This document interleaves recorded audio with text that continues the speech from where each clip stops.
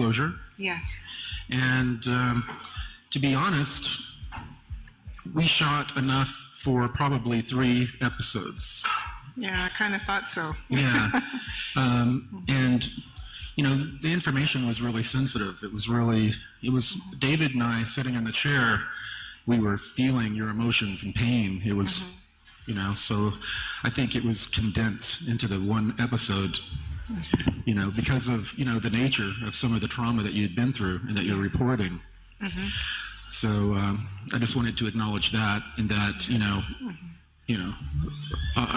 recovering those memories is a very traumatic thing, especially when you do not, when it comes in chunks and you don't have a way to make sense of it or assign it to an incident. You have PTSD with no real reason for the severity of it. Exactly. Is usually how it happens. So the first question is, when did you realize that you had been blank slated or mind wiped and had your first memories come back? How did that happen? Well, like I said in my presentation, I was talking with a friend about, and he said, well, basically he said that he noticed whenever my military background came up, I would kind of skate away to a different subject. You know, I was unconsciously avoiding it. And so he sat me down one afternoon and he said, tell me about your military time. Is that okay? And I said, sure, no problem. And I said I went into Lackland Air Force Base, 1979 in, I think, April. And then I went to Keesler Air Force Base for technical training school. And then I went home for a while on leave for Thanksgiving and Christmas. And then I went to Nellis Air Force Base and started my duty station there. And I worked at Tonopah. And then about the time I said I worked at Tonopah, I realized that Tonopah was a big blank. It was just a big blank. And I couldn't remember anything. And I was like, you know, how does that happen? Because I have a really good memory. You know, I couldn't remember anything about working at Tonopah. And I know that I worked there for 3 or 4 months.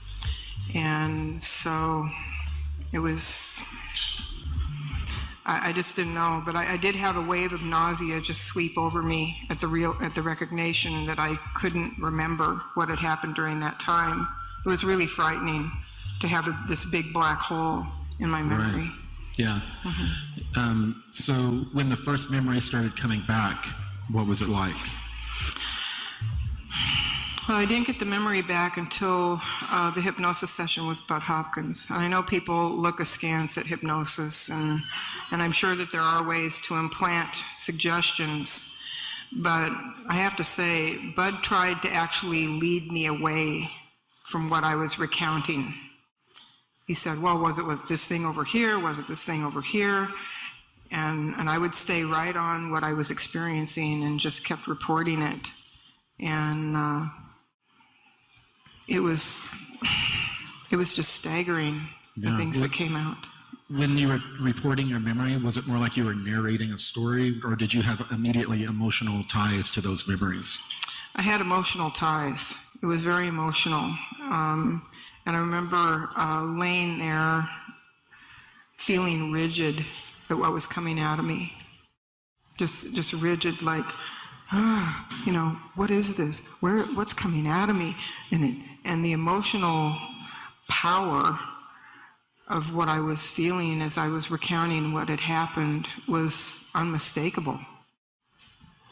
It was, you know, there was no way to really doubt it after this. I mean, after that session, that information just had a hold of me in such a way that I had to find out more. And I didn't even do any more hypnosis until 2003. So from 1994 to 2003, I just was trying to figure out what happened with the session with Bud. You just had the one session? Just the one, yeah. Mm-hmm. Interesting. Yeah. It was all I could handle. Well, I guess you answered this question, if there were any signs of the memories coming back. Mm-hmm. I guess you mentioned that until you talked to your friend about your service, you really didn't have any memories. You just saw a big chunk missing out of your memories. Yeah, I didn't really have the memories then. But I was very scared that I didn't have the memory. Right. It really scared the heck out of me. Now, after the session that you had, the regression session, in the coming weeks afterwards, did you have more memories that were tied to the memories you recovered that were coming back? Or did you have to do a lot of, were they coming back automatically, or did you have to seek the memories? Well, there have been flashbacks. Yeah. And, not associated with hypnosis. Like, for instance, I used to have really bad allergies, like really severe, springtime hay fever type of allergies, where I would have to sleep sitting up just to be able to breathe at all. And the congestion here would get so bad that not just the sinuses were congested in lockdown, but it was almost like the capillaries under the skin in this area were also warmed. And that warming sensation over my nose and mouth, for some reason, that just made me panic. And the memories that have come out of that were not from hypnosis were of that blonde security guard I wrote about in my book, smothering me. He would do this and smother me until I lost consciousness. And I didn't know if I was ever going to wake up. But it's come back like a piece at a time from the flashbacks. And then, just kind of realizing, and I'm still realizing things about it today, but I'd rather not talk about them because they're pretty ugly. I would imagine. Yeah. I guess it made sense. It helped to make sense of my life before remembering anything, of all the stuff that I didn't realize was PTSD at the time. But I would have anxiety, and I'd have, I'd get angry about things, and I couldn't really pin it down. And it nearly drove me to suicide about age 33, because I was living with anxiety at that point that I didn't know how to deal with, and I thought, I'm making my family miserable. I'm miserable. There really isn't any good to this existence. And so I actually planned to do it. And then when I sat down and thought about it, thought the whole thing of suicide through, I realized I couldn't go through with it because spiritually, it's a really bad choice. Well, is this after the memories returned? No, this was before. Okay. This was before the memories came back. But I feel like I was guided to recovering the memories in one form or another, because when I decided not to commit suicide that day at age 33, I committed myself to facing whatever I needed to face to heal.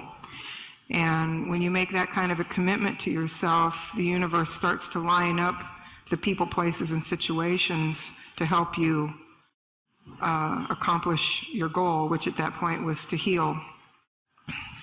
After these memories, after the regression therapy session and the memories returned, how did you begin to integrate that information into your reality? Well, it was pretty tough.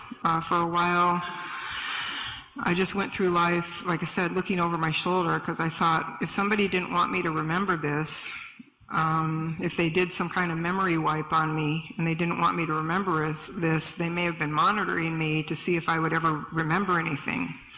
And so I became kind of paranoid, looking over my shoulder all the time. I remember one time sitting down with crypto researcher John Rhodes at Denny's. And I remember talking to him and looking over my shoulder all the time and looking at other people sitting at other tables to see if they were listening to me or looking at me in any way. I mean, I was really pretty jumpy for a while. Yeah, I remember when I first started shooting Cosmic Disclosure, I went through a very similar thing. I mean, I would actually worry that at some point I was going to be picked up, mind wiped, and then put back. That would keep me from reporting any further information and would probably be a way to discredit me. So that was one of the things I was really worried about. I thought that they were going to reabduct me, do a mind wipe, and then put me back and set me up for ridicule. Fortunately, that never happened. They didn't, the Air Force, when they picked me up the first few times to do the chemical interrogations, they would do a low-level mind wipe. Yeah.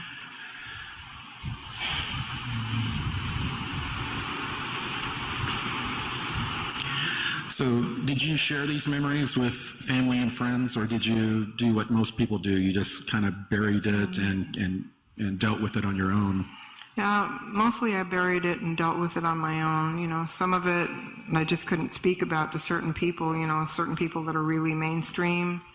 And that kind of stuff is pretty crazy making to them. So I just kept quiet about it until I found safe people to talk to. And what I did... People like these. Yeah, people like this. And I think that's why we're all coming together. Yeah. But I would go to in Las Vegas, Nevada, there was a lot going on in that time. And so I went to every talk, every lecture, everything I could where something might come to me that would explain what the heck happened to me out there and why. And so in going to those events is when I met people like Misha Johnston and other people that really helped me to try to start piecing together this fractured part of my life. I know something similar happened to me, but when your book came out, was the cat kind of out of the bag to your family? Did they find out about it immediately? Pretty much. My family doesn't pay a lot of attention to it. It's kind of beyond them, is what they would say. And, because my father passed away in 1976, so he didn't ever get involved with it. But, I did speak about it to my mother a little bit after I'd gone public, because it felt like, it's public anyway, she's going to hear something probably. And I did do a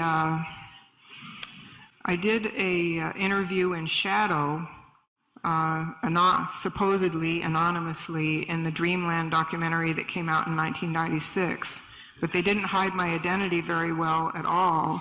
And I was both furious and terrified that they hid my identity so badly, because anybody that knew it was me knew that was me on the screen. And I had people coming up to me at that time, and then when they re-aired the documentary other times, people would come up and say, "Was that you on that UFO show?" And I'd have to say, "Yeah, it was," Yeah, I had a similar situation where I was sort of outed and I wasn't ready, and that's not a good thing. One of the things that, a few of my family members have found out, I guess, what I'm doing now. I think everyone knows, but they don't want to acknowledge it or talk to me about it. They don't want the uncomfortable conversations to come up. But the one person that did talk to me, and I won't say who it was, called me up and they said, "I've seen all of the stuff you're talking about on the internet, about aliens and inner Earth. I don't know if I want that around my house because I'm a Christian." Yeah. So, and of course I've gotten a few of the, they're worried about my soul and all these other things. So. Well indoctrinated. Yeah. So coming out and reporting this information, that's something you think about. Yeah. I mean, I thought long and hard about how it was going to affect my immediate family, my children, how they were going to get locked into that persona, children of the contactee or, the blue chicken cult leader or whatever. Yeah.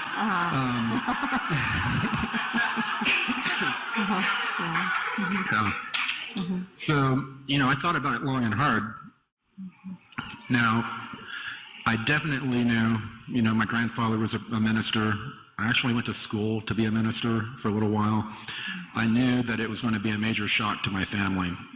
And as I said on Cosmic Disclosure, I think, I expected them to do an intervention to invite me over for Thanksgiving, and then, there'd be a pastor, one or two psychiatrists, 8-foot-tall blue birds. That's a pretty interesting thing for a psychiatrist. And for them to sit me down and have an intervention. That hasn't happened. Yeah. I think this information is so bizarre for them, they just don't even want to approach it. It's so much out of their reality bubble. Yeah. So, that... But during the Solara 1111 thing, I had to do a meditation for my star name. And I was born Janet Marie Isley. And then the name I got during this Solar event was Niara Turela. It was real interesting how it came. It sounded like little bells that I heard in my inner ear that finally formed into the words Niara Turela. And I made it a legal change. And then later on, I was glad that I made the legal change of my name, because then I thought, if I do go public with this stuff, at least I'm not wearing the same name that I had with my family of origin. Yeah, I tried to use a little bit of a pseudonym too for a while, but it didn't work for very long. It's all in my book. I've tried to be as transparent as possible in my book. So now, all of a sudden, after regression therapy, you have all these extremely traumatic memories. Yeah. How did you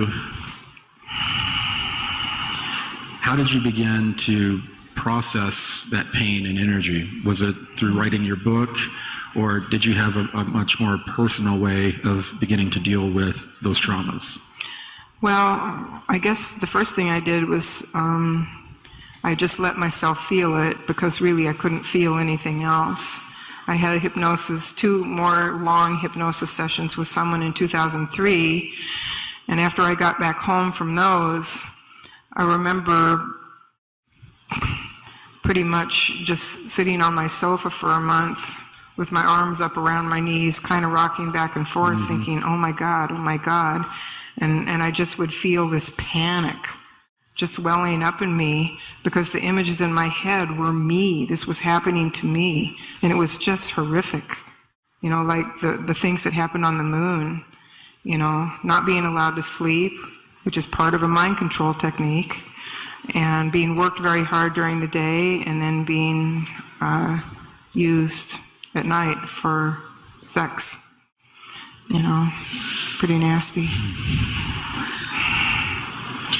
Were you able to find a therapist to help you through this, or a trusted friend? Because dealing with these memories, especially when they're memories that you've recovered, it's, I guess, anyone that has had trauma that they've put out of their lives and they've lost the memories tied to those, it's amazing how much energy and how much emotion are tied to these memories. When you revisit the memories now, over time, has that energy reduced any? Has there been that type of healing? Or It has, except when new things come out. And there have been some new things that have come out over the last 2 or 3 months that I'm having difficulty with, but I'm coming to grips with it. I thought, well, I've come to grips with so much, I can come to grips with this too. Basically, I didn't want to approach a therapist